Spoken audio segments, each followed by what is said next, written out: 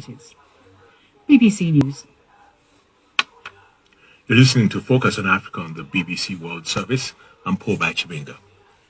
Ugandan opposition activists are expressing growing concern about the fate of a blogger and critic of President Yoweri Museveni. Fred Lumbuye Kajubi was resident in Turkey, where he was said to have been arrested earlier this month. Other opposition activists say that he was forcefully sent back home in the last fortnight.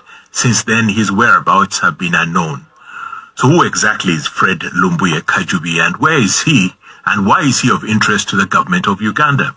We were contacted by a fellow opposition blogger, Fazir Mayanja, who's based here in the United Kingdom. Who's Fred Lumbuye Kajubi? Fred Kajubi is a Museveni, or a government critic, who has been doing this work for close to 3 years now, because I worked with him for about 1 or 2 years, and then he created his own platform where he has been carrying on the work of talking about the events and the politics in Uganda. He's one of the most followed social media critic in Uganda, if not the most followed, because he has been doing his live videos that has been attracting over 10,000 viewers at any one time. So whatever he has been speaking about, whatever he has been talking about, the message has been received by both the people within the government and those outside the government in one way or the other. Why would the Ugandan government have Lumbuye or Kajubi in their sites more than, say, bloggers like yourself? Well, of course, number one is because that Mr. Lumbuye attracts a lot of people that listen to him and what he has to say. Like I've said earlier, that over 10,000 people at any one time are watching his live videos that last over 1 hour, talking about different issues. And also, there are so many things that he has spoken about that have actually happened, that the government has been trying to sweep under the rug in one way or the other.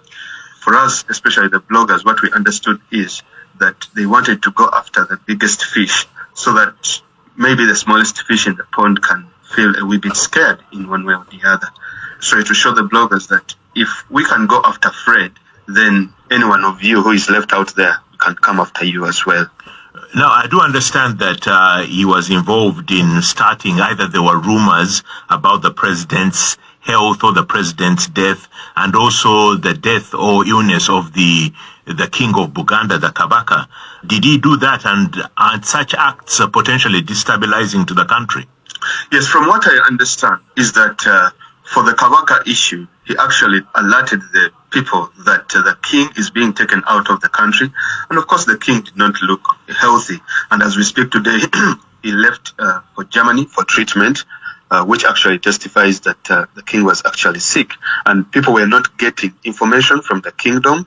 There wasn't good communication about the health of the king, and the people were worried.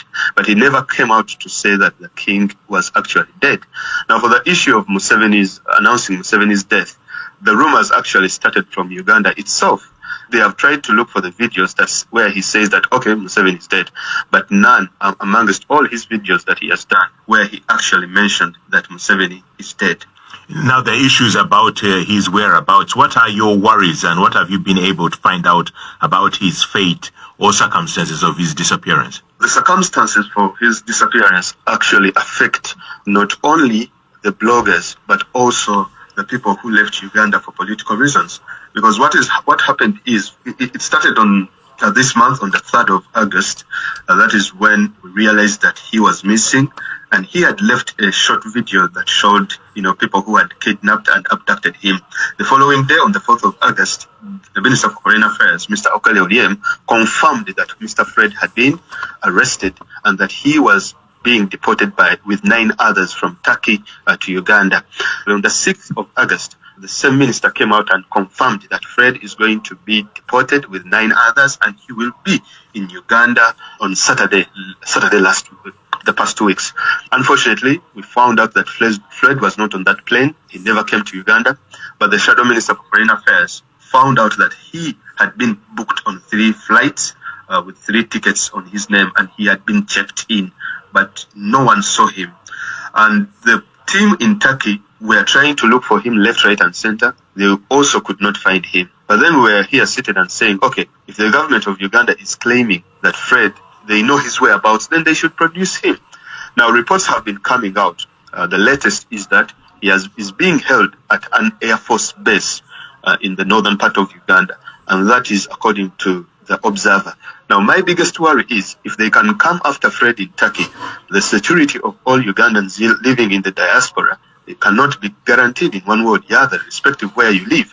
Now, as a blogger, will you continue or are you scared now? Well, of course, it is humanly to be a wee bit scared, but this is a very big trend that we are seeing on the African continent, because as a Pan-African, I'm really feeling sad, and I don't feel safe on my continent, because if they can come after Fred, then it means that they will come after those that are being left in the diaspora as well, and you never know what they can do to any of us. Ugandan opposition blogger Fazir Mayanja. Next.